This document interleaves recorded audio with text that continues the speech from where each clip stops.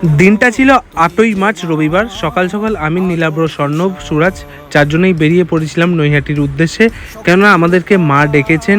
এতদিনের অপেক্ষা করার পর বহুবার প্ল্যান করেছি, সেটা হয়ে ওঠেনি, বাট এইবার আমাদের মা ডেকেছেন, তাই চারজনেই রবিবার পৌঁছে গেছিলাম নৈহাটিতে বড় মায়ের কাছে পুজো দেওয়ার জন্য। অনেক দিনের আশা আমাদের সম্পূর্ণ হয়েছে।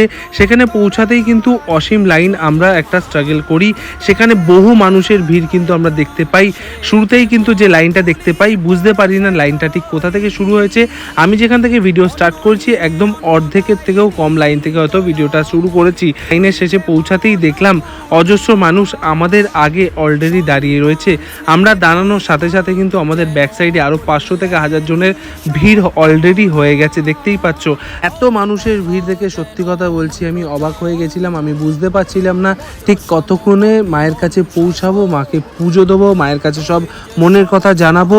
এত বড় লাইন দেখে একটু সংকোচবোধ হচ্ছিল, কিন্তু যেহেতু মা ডেকেছেন সেই মনের জোর নিয়ে কিন্তু লাইনে দাঁড়িয়ে টুকটুক করে আমি এগোতে থাকলাম। আমার সাথে সাথে কিন্তু সুরাজ, স্বর্ণবার, নীলাব্রও ছিল, তারাও কিন্তু এখানে গেছে। এখানে আমার মাতৃসম একজন ভদ্র মহিলা এসে আমার মাথায় বড় মায়ের টিকা কিন্তু পরিয়ে দিয়েছিলেন।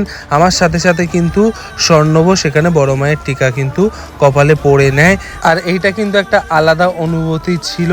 কপালে বড় মায়ের যে টিকাটা ছিল, আলাদাই একটা এনার্জেটিক ফিল করছিলাম। লাইন ধীরগতিতে এগাতে থাকলেও আমরা কিন্তু কেউ হার মানিনি। প্রায় 3 ঘন্টা লাইনে অপেক্ষা করার পরে যখন মন্দিরের সামনে আসলাম, অনুভূতিটা তোমরাই ভাবো কেমন হতে পারে। মায়ের দরবারে প্রণাম করে কিন্তু মন্দিরে প্রবেশ করলাম। মন্দিরে প্রবেশ করতেই কিন্তু ভেতরে দেখি বহু মানুষের ভিড়, তারা তাদের মনের কথা মায়ের সঙ্গে শেয়ার করে নিচ্ছে। ভেতরে ঢুকে এটুকু বুঝলাম এখানে কোনো জাতিভেদ মানা হয় না। সকল ধর্ম, সকল জাতির মানুষ কিন্তু মায়ের কাছে আসেন তাদের সমস্যার সমাধান করতে, মায়ের সঙ্গে দেখা করতে, মনের কথা শেয়ার করতে। মন্দিরের ভেতরে প্রবেশ করার পর মায়ের মুখের দিকে যখন আমি তাকালাম, মনে হলো সব সমস্যার সমাধান আমি পেয়ে গেছি। মা যেন বলছেন চিন্তা করিস না, আমি আছি। মায়ের পুজো দিলাম, মাকে মনের কথা শেয়ার করলাম। তারপরে কিন্তু সেখান থেকে ইচ্ছা না থাকলেও বেরিয়ে আসতে হলো। অজস্র মানুষ সেখানে অপেক্ষা করছিল, তারাও বড় মায়ের পুজো দেবে বলে।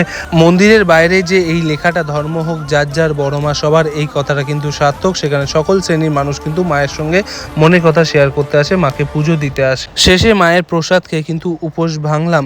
তোমরা কারা কারা মায়ের মন্দিরে পুজো দিয়েছো কমেন্ট সেকশনে অবশ্যই জানিও। আর যারা এখনো পর্যন্ত মায়ের মন্দিরে পুজো দিতে পারোনি, অবশ্যই একটা দিন সময় বের করে কিন্তু মায়ের পুজো দিয়ে এসো।